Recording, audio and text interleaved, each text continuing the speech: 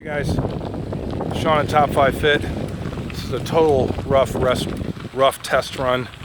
We've got the stabilizer out on the bike. It's probably going to be some kind of wind sound, interference, but we'll see. We'll, give it a run. A couple of things I wanted to try to accomplish in today's video. One, talk about some connections between the movie Logan and the world of fitness.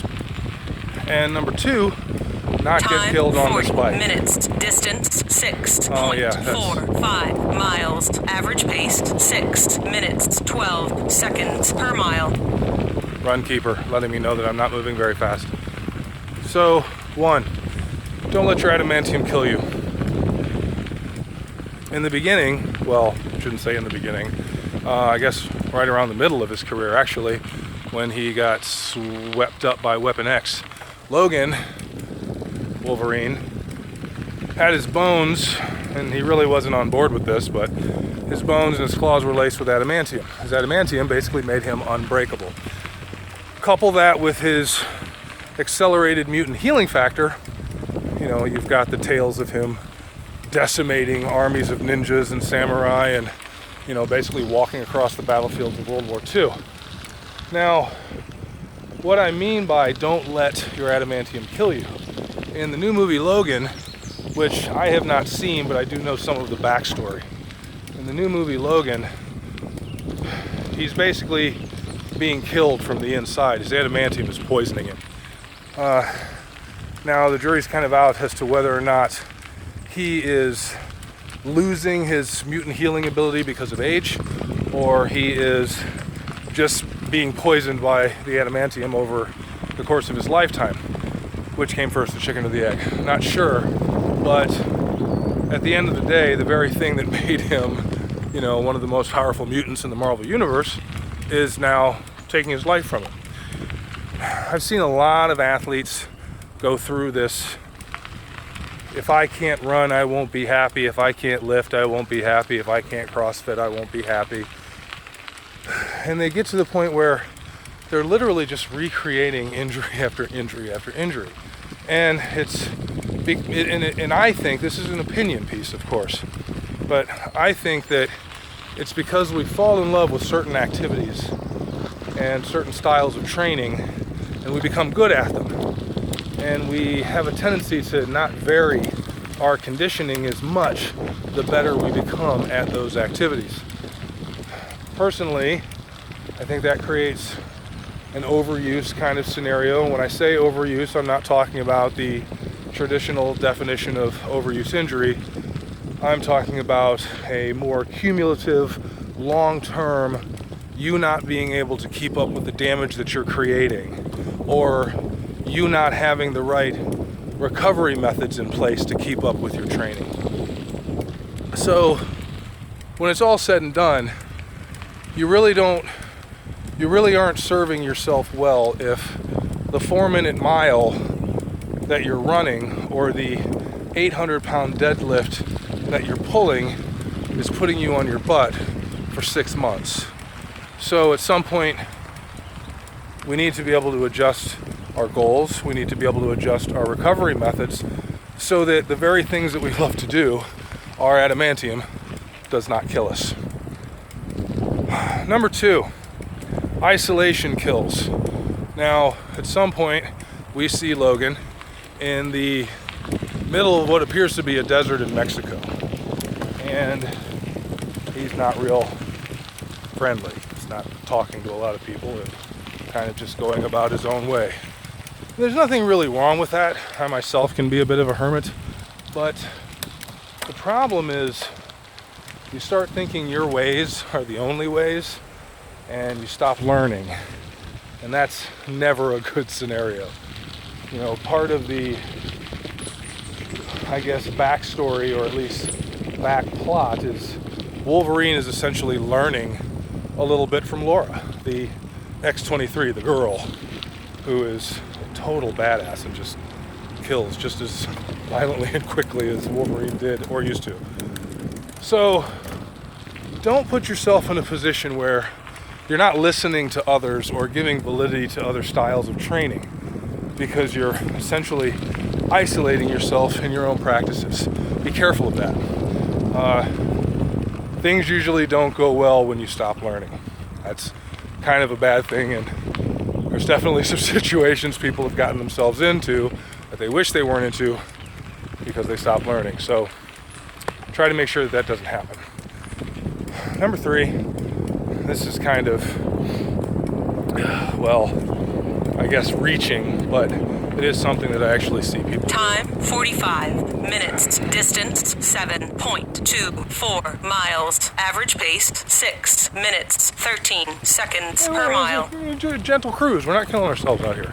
Plus I have to be able to talk and hold this thing. So, get back here. So the idea of Eden. In the movie, Logan is essentially trying to escort Laura to, and I forget, I don't even know what the actual name of the place is in the movie, but in the comics it's referred to as Eden. And this is basically a last-ditch location. Touch of backstory without getting into too much detail. Whole lot of mutants are gone. Something bad happened. And there's one place left where some original mutants, I'll let you do the homework on that, have kind of set up camp and made a safe zone. And that's basically where everyone's trying to get to. In the fitness world, I know a lot of athletes that try to set up that safe zone in their head. They figure if they can get X amount of sessions accomplished at X amount of time and so on and so forth, that everything will be okay.